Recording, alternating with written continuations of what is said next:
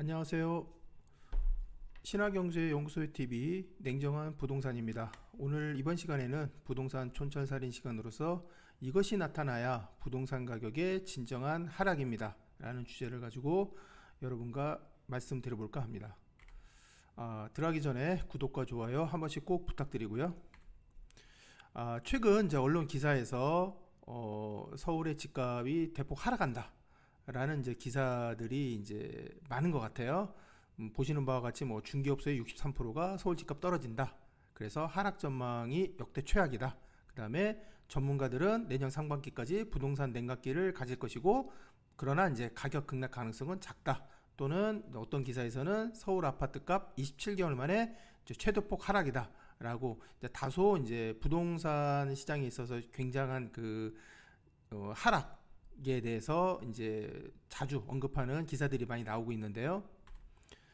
또 이제 다른 기사에서는 뭐 2, 3억씩 떨어지는데 누가 집을 사나? 올 상반기 주택 거래량 역대 최저다. 그래서 이제 실제적으로 이제 올 상반기 아파트 거래가 이제 18만 건으로 전년 대비해서 59% 정도. 이건 전국 수치입니다. 그리고 이제 금리 인상. 그래서 이제 집값이 고점에 다다랐다는 이제 인식이 확산되고 있다. 그래서 수도권, 특히 서울, 강북에서 수억 원 하락 거래가 속출하고 1, 2년 전 집값 하락 시 투매 세력이 나올 수 있다라고 이제 비관적인 어떤 기사를 연일 지금 계속 쏟아내고 있습니다. 그래서 이제 제가 이제 실제적으로 이제 그 샘플링이 되는 아파트 하나를 가지고 제가 요거를 한번 분석을 해봤습니다. 그럼 실제적으로 아파트가 진정하게 하락할 때 그때 나타나는 어떤 수치적인 어떤 그 조짐들이 보이거든요. 그런 부분에 대해서 여러분과 한번 이제 말씀드려볼까 하는데, 여기 뭐 이렇게 보시는 바와 같이 숫자가 굉장히 어지럽게 이제 이렇게 써 있습니다만, 이제 요건 제가 이제 간략하게 좀 설명을 좀 드릴게요. 이제 가락상용의 1차 아파트 24평 실거래를 제가 이제 한번 연구를 해봤어요. 실거래 가격하고 이제 매매 평균가, 그 다음에 최저, 최고가, 거래 건수 하고요. 이제 밑에 보시면 가구당 매매 비율이에요. 요 아파트의 24평형이 대략 한 1032세대 정도 되거든요. 그래서 그거를 기준으로 했을 때 이제 매매당 가구당 매매 비율까지 좀 제가 따져 봤습니다. 자, 보시면 자, 2006년도에 여러분들 잘 아시다시피 요때 노무현 정부 이제 거의 후반기로 갈 때 가격이 큰 폭으로 상승을 했습니다. 그래서 평균 가격은 한 4억 1천만 원 정도 했는데 최저가가 1월에 3억 4천부터 시작해가지고 그해 12월에 5억 9천이니까요. 요때 한 해만 따지더라도 거의 2억 가까이 상승을 했음을 알 수 있죠. 2억 5천 정도 상승을 했고요. 뭐 그 다음 연도 2007년에도 이때는 최저가가 4억이고 최고가가 5억 4천7백 정도 됐으니까 요 가격 요것도 한 1억 4천 정도 상승을 했고, 그런데 이제 평균가를 보시면요 거의 대등소이해요. 거의 이제 그러니까 3억 원대에서 2006년도에 4억 원대로 한번 점프를 했고요. 그 다음부터 예를 들어서 지금 보시면 2016년까지는 거의 4억 원대에서 매매 가격이 형성이 돼 있어요. 실제적으로 2009년도 이제 리만 브라더스 사태 이제 그 여파로 인해서 이제 실제적으로 이제 가격이 조정 국면에 들어갔죠. 조정 국면에 들어가가지고 실제로 그 경향이 2016년까지 나타났다고 보시면 돼요. 그때 이제 요 한번 2006년에 가격이 4억대로 점프한 다음에 계속 4억 원 선을 유지를 했다. 물론 이제 2009년에 약간 급락은 있었죠. 보시면은 최고가 같은 경우는 한 건 거래됐는데 2006년에 5억 9천까지 해서 5억 1000까지 이제 내려왔다는 걸 알 수 있지만, 전반적인 평균 1년 내내 평균 가격을 한번 이렇게 비교를 해보면 크게 뭐 4억대에선 벗어나지 않았어요. 그런데 밑에 여기 매매량을 보시면 2006년도에 역시 가격이 2억 5천 정도 올라갈 동안에 156건 상승했죠. 그러니까 전체 1032가구 중에서 156건이니까 대략 한 15% 정도를 프로의 그 가구가 매매 거래를 했다는 얘기예요. 굉장히 높은 수치입니다. 15%면 엄청나게 높은 수치고요. 그러던 것이 이제 2007년도부터 가격이 계속 상승을 했었죠. 가격이 상승을 하다 보니까 이제 일정 부분 조금 이제 여기서부터 조정 국면이 이 아파트는 빨리 들어가기 시작했어요. 그래서 이제 실제 매매 비율을 보면 2007년에 4.8%, 2008년에 7.3%, 2009년에는 이제 약간 저가 유입이 좀 들어온 것 같아요. 그래서 10.6%까지 올랐다가 이제 이 본격적인 이제 우리가 말하는 하락 조정 국면이죠. 요때 2010년부터 2013년까지는 대략 6%대 해서 이제 요때 보면 가구당 매매 비율이 2014년부터 8% 오르다가요. 2015년에 12% 이렇게 해서 또 증가하는 것을 볼 수가 있어요. 그러니까 실제적으로 보시면 여기 보시면 평균 가격이 4억 2천이었죠. 예, 그럴 때 최저가가 3억 7천이었고 최고가가 4억 6천이었는데 요때 4억 원이 쭉 지속되어 온 그 최저가격이 4억 2천이었는데 그러니까 요때까지 해서 이제 바닥을 다졌다고 보시면 돼요. 그래서 이 바닥을 다진 거를 확인을 하고 난 연휴에 서서히 이제 거래 건수는 2014년부터 꾸준히 이제 늡니다. 그래서 2017년 그죠? 파리 대책이 그때 나왔는데 뭐 이제 문재인 정부가 이때 출범을 했죠. 예, 출범을 해가지고 요때 본격적으로 이제 151건까지 늘어나요. 2017년에. 그러면 요때 가구당 매매 비율을 보시면 15%. 예, 전체 1000가구 중에서 151가구가 이때 거래를 했죠. 그래서 이 2017년 상황은 2006년 상황과 거의 소이하다고 보시면 돼요. 아주 유사한 상황이 지금 벌어지고 있었죠. 그래서 쭉 가다가 2018년에 이제 평균 가격이 6억 9천, 19년에 7억 8천 쭉 해서 2020년에 드디어 이제 거의 14억까지 찍게 돼요. 실거래 가격이 물론 이때 최저가는 13억 6천이고요. 최고가가 역시 14억 1천까지. 그래서 평균적으로 가격 보면 13억 9천까지 찍게 되는데 실제로 이제 요 이후에 2017년 이후에 또 거래량을 보시면 이제 가면 갈수록 줄어드는 거죠. 2020년부터 본격적으로 줄어들기 시작했죠. 그래서 42건, 2021년에 31건, 그리고 올해 지금 8월달, 7월까지 지났는데 요 8월 초 현재 지금 3건밖에 일어나지 않았어요. 그래서 2022년에 가구당 매매 비율은 0.3%에 불과해요. 예. 그러면 저는 이제 조금 더 뭐냐면 가구당 매매 비율에 조금 더 초점을 맞춰서 이제 보았는데 실제적으로 제가 딱 봤을 때는 요때 우리가 부동산 가격의 조정 국면이라 했을 때 있죠. 요때 2012년 가격 보시면 평균 가격이 4억 1천이죠. 최저였죠. 평균 가격에서는 2006년부터 2012년까지 봤을 때는 최저였어요. 그리고 조정 국면으로 봤을 때 2009년부터 2015년까지 봤을 때도 가격이 4억 1천이면 저희 때죠. 이때 우리가 보면 이미 경험을 했어요. 47건밖에 일어나지 않았어요. 그러면 2012년도에 가구당 매매 비율은 4.6%에 불과했다는 얘기예요. 그런데 우리 보시면 2020년에 이미 4.1%죠. 2021년에 3%니까 더 줄었죠. 그러면 이미 2020년 11억 요때 그다음에 2022년 거의 13억 가까이 되죠. 이때 돼서 이미 이제 거의 고점으로 올라왔고요. 그 이후에 거래된 것들은 솔직히 말해서 제대로 된 거래는 아니에요.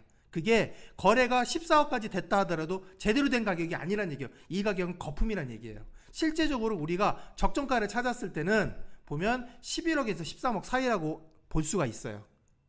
실제로 보면 거래량 우리 과거의 사례 2012년 사례를 보면 이때 4.6%였잖아요. 그렇죠? 요때 가격이 최저였죠. 평균 가격이 최저였는데 2020년에 11억이었어요. 그 다음에 그러면 저는 어떻게 보면 11억이 이때는 어느 정도 좀 고점이라고 저는 본 건데 이때 더 올라갔죠. 그럼 뭐냐면 2021년과 2022년은요 실거주 수요가 있는 사람들이 끌어올린 가격이라고 볼 수 있어요.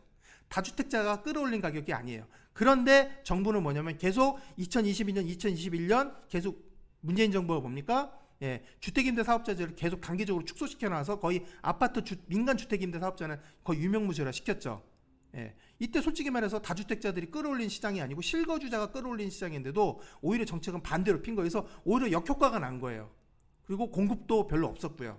그래서 이런 그런 어떤 폭등 현상이 비롯된 거예요. 그러면 저는 이때 예를 들어서 뭐 12억 9천, 뭐 13억 9천이다. 2022년에 올해 거래된 게 뭐 14억 천 평균 가격인데 이게 3건이 평균인데 이게 무슨 의미가 있겠어요?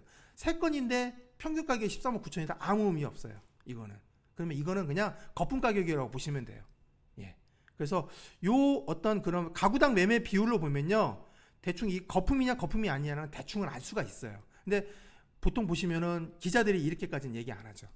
그냥 드러나 있는 가격, 최저가, 최고가 그건 보고 최저가 대비 최저가가 몇 프로 떨어졌다. 그렇게만 얘기해서 지금 폭락이다. 그런 식으로 얘기를 하고 있는 거예요. 전에 제가 볼 땐 좀 그게 안타까운 거죠. 자, 그러면 이 아파트의 24평형의 현재 상황으로 봤을 때 최고 마지노 가격은 뭐냐? 가장 이제 어떻게 보면 교두보가 될 수 있는 가격은 12억 5천에서 13억 1천으로 추정돼요. 제가 봤을 때는. 근데 저는 이것도 조금 비싸다고 보고 있어요, 지금은. 그러면 만약에 진정한 하락의 가격대까지 간다면 저는 최소 11억에서 12억 선까지, 그러니까 11억 원대까지 매물이 나와야 지금 신문에서 얘기하는 진정한 조정 국면이 되는 거예요. 그러면 13억, 지금 그 마지노 가격 적정가를 13억으로 봤을 때는 13억 대비해서 약 8에서 15%는 더 지금 빠져야 돼요. 어떻게 보면. 그런데 그 빠지려는 요건이 되려면 결국 이게 맞춰줘야 돼요. 결국 실거주 매물에서 다주택자의 한시적 양도세 중과 배제죠. 그거 내년 5월 9일까지인데 그 매물들이 출현하는 것도 있겠지만 그 매물보다는 실제적으로 지금 자가 거주하는 주인들, 집주인들 매물이 더 거주하는 주인들의 매물이 약 11억에서 12억 선, 높으면 12억, 낮으면 한 11억. 그래서 대략 한 11억 5천 정도 선에서의 매물이 지금 나와 있으면 저는 이건 하락을 인정할 수 있고, 만약에 내년에 그게 그런 11억에서 12억 원 사이에 그 매물이 다수 출현한다면 저는 그게 진정한 저점이라고 보여져요. 아까 여기서 제가 말씀드렸잖아요. 여기 2020년에 11억, 평균 가격 11억이죠. 최고가가 12억 9천이니까 최저가가 9억 7천이잖아요. 그럼 평균을 때리면 21억, 22억 정도 되죠. 그러니까 나누기 해보시면 결국 11억 원대란 얘기예요. 11억 원에서 12억 사이에 매물이 다량으로 발견되고 요 가구당 매매 비율도 4%에서 5%, 6%까지 그게 나름대로 거래가 이루어진다. 그러면 그게 진정한 거품이 빠진 가격이에요. 그러면 그게 진정한 하락 조정 가격이라는 얘기죠. 그러고 난 다음에 몇 년이 더 지나야 된다는 얘기예요. 그러면은 제가 진정한 하락으로 제가 반드시 인정을 제가 합니다. 근데 그러지 않고서는 그건 하락으로 볼 수가 없어요. 그래서 방금 말씀드렸다시피 적어도 3년에서 4년 정도의 하락 가격, 즉 11억에서 12억 원 사이, 11억 5천대 물건이 다수 3년에서 4년 정도가 꾸준히 나와야지만이, 그리고 그게 실제적으로 거래가 꾸준히 되고 매매량도 많이 늘어나야지만이 진정한 조정 국면으로 들어간다는 얘기예요. 과거의 사례, 우리 주식으로 보면 과거의 사례로 해가지고 기술적 분석을 하잖아요. 아파트도 기술적 분석을 한다면 그렇게 되어야 된다는 얘기예요. 그런데 한번 보실게요. 지금 보면 현재 가락상용 1차 아파트 20평대 나온 매물들의 가격들이 다 뭡니까? 최저가가 13억 원 선에서 형성이 돼 있어요. 이거 제가 직접 확인한 거예요. 어떤 거는 12억 9천까지 나와 있는 것도 있어요. 뭐 12억 9천이나 13억이나 똑같은 거기 때문에 지금은 최저 가격이 13억이죠. 이거 실거주 매물이에요. 그러니까 이런 13억 물건들이 지금 다량으로 나와 있어가지고 꾸준히 뭡니까?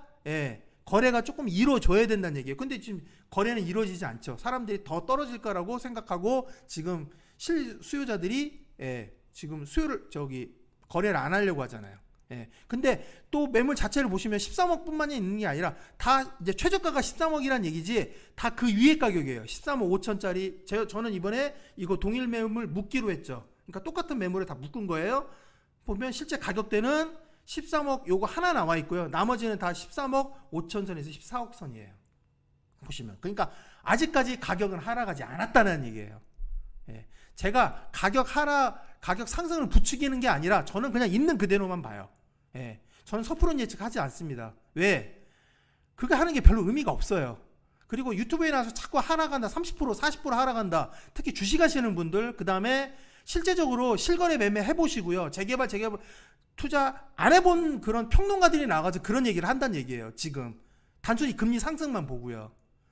그거 굉장히 잘못된 거거든요. 그분들 나중에 진짜 30% 40% 하락 안 하면 그분들 나중에 유튜브 어떻게 하시려는지 전 지금 이유를 저는 잘 모르겠어요. 아직도 매물은 지금 최저가가 13억 원일 뿐이지 아직도 13억 5천에서 14억 원 사이의 매물은 아직도 나오고 있어요. 여기가 의외로 전세도 많고요. 여기가 실거주도 많아요. 이 아파트가 2200세대가 넘기 때문에요. 또 가구당 1000세대가 넘기 때문에 샘플링하기에는 더없이 좋은 아파트거든요. 이 아파트가요. 나머지 서울에 있는 아파트 거의 비슷하다고 보시면 돼요. 실제로 13억 2천짜리 한번 봤더니 이거는 월세 물건이죠. 집주인은 다른 데 있고 거기 월세 거주자가 해서 지금 살고 있는 물건인데 요거 같은 경우는 다 조금 싸게 나올 수도 있죠. 왜? 월세 물건이니까. 주로 갭투자 용도인데 전세금이 낮잖아요. 여기도 거의 지금 전세금이 4억, 예전에 정상 전세금이 20평대 같은 경우는 전세 금액이 한 4억 5천, 5억 사이에 했었거든요. 지금 5억, 거의 6억 가까이 되는 걸로 제가 알고 있어요. 예. 그러니까 이거는 당연히 가격을 싸게 내놓을 수밖에 없죠. 그러니까 이런 것만 보시지 말라는 얘기예요. 실제 실거주자 매물이 다량으로 지금 13억 이하로 지금 나와야 그게 진정한 하락 국면이 이어지. 10억대까지 아니에요. 그게 12억 밑으로 지금 나와야 돼요. 지금 그게 정말 급락이라면, 폭락이라면. 근데 지금 그런 현상은 지금 벌어지지 않고 있어요. 자, 제가 왜 이 말씀 드리냐면요. 저는 모든 현상을 볼 때 저는 평균을 좋아해요. 왜 그러냐? 평균으로 모든 걸 바라봐야지만이 극단을 제가 피할 수가 있어요. 여러분들 체조 경기 아시잖아요. 그러면은 어떤 선수가 체조 자기 연기를 하고 난 다음에 심사위원들이 평가를 하죠. 그러면 한 10명이 심사위원 평가하면 뭡니까? 거기서 가장 최저점과 최고점을 빼죠. 그 나머지 8개의 점수를 가지고 평균을 냅니다. 그게 진정한 점수죠. 예. 그렇게 모든 걸 바라보셔야 돼요.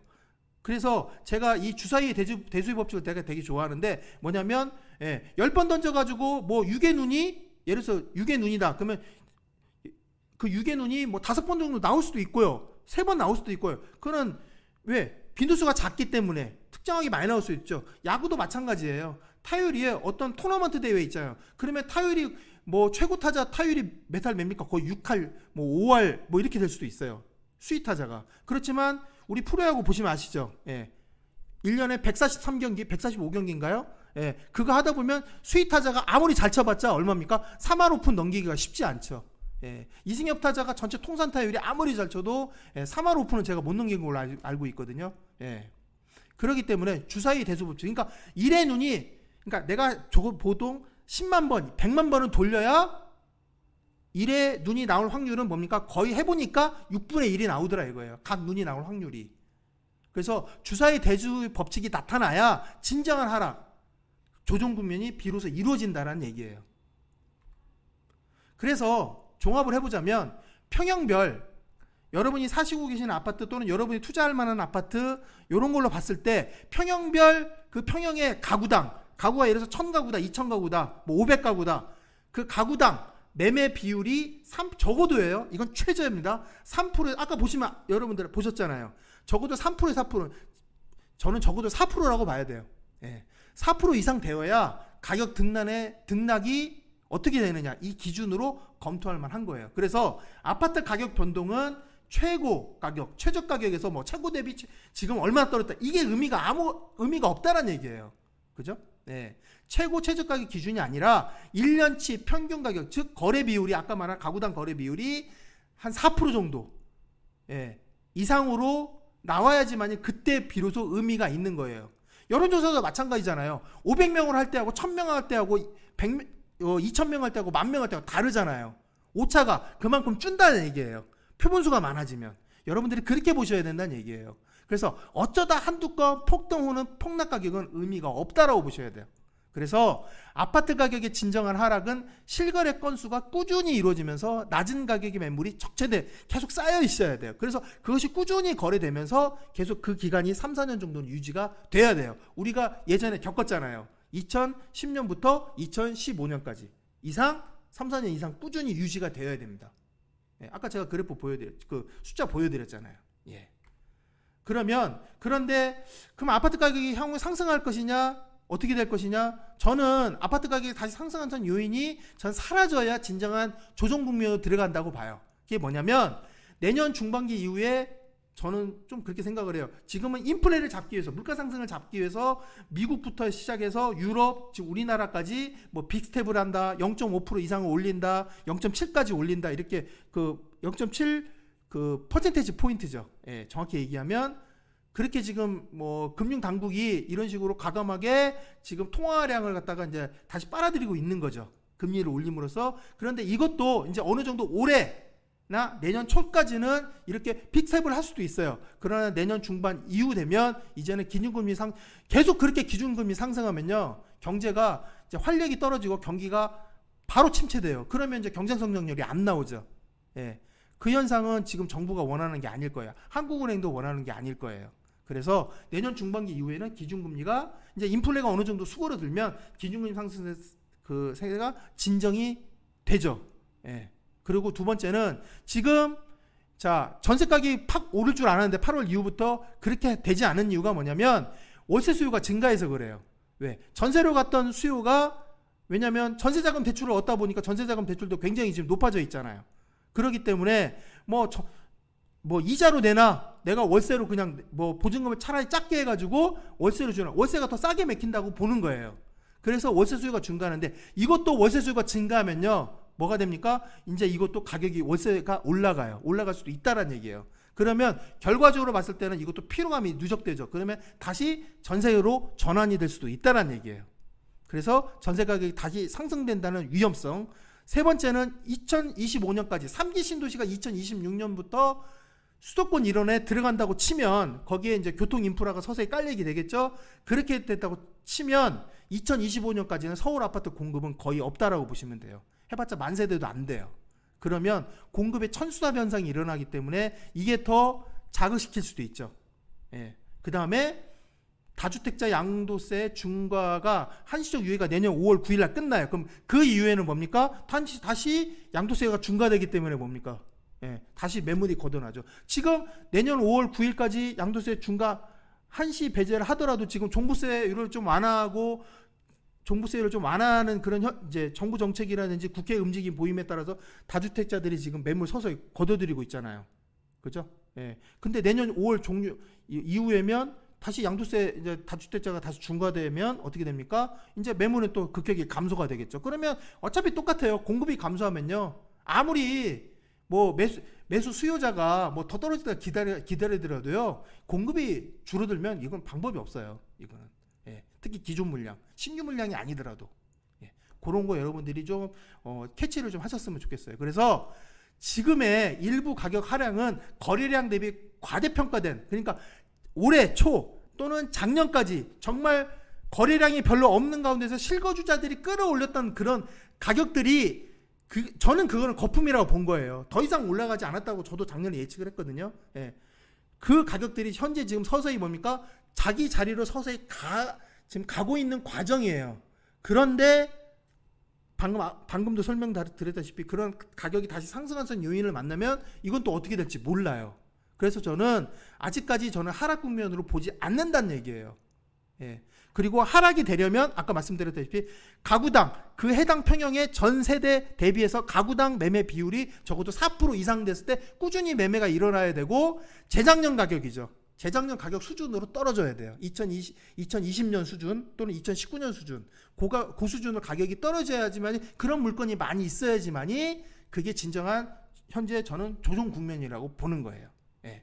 여러분들이 좀 이런 사실을 조금 개량화된 측면에서 제가 말씀을 드렸는데, 이런 측면에 여러분들이 명심을 하셔가지고요, 예, 좀 하셨으면 좋겠고, 가끔가다 정말 금매로 말씀드린 대로 2021년 어떤 단지도 보면 분명히 그런 게 있을 거예요. 특히 다주택자 매물 중에 2021년 초 가격 수준으로 가격 떨어졌다면 그거는 잡으시는 게 맞아요. 더 떨어질 거라고 예상 안 하시는 게 저는 좋을 것 같아요. 왜? 진정한 하락은 2021년 초나 2020년 수준이지만, 제가 계속 말씀드렸지만 내년 중반기 이후에 기준금리가 완화도 상승이 이제 진정 기미를 보이고, 아까 제가 말씀드렸던 그런 가격 상승 요건이 다시 나타나게 되면요, 가격은 또 실거주자들이 또 모여서, 예, 그분들이 또 구매를 할 수 있는 욕구가 자극돼 가지고 가격이 또 올라갈 수도 있다는 얘기예요. 그러니까 이거 항상 명심하시고 여러분들이 투자 또는 아파트 구입에 임해 주셨으면 되겠습니다. 예, 오늘 이상으로 그 아파트 진정 하락이 되려면 적어도 이게 나타나야 된다는 주제를 가지고 말씀드렸습니다. 구독과 좋아요는 저희에게 큰 힘이 됩니다. 감사합니다.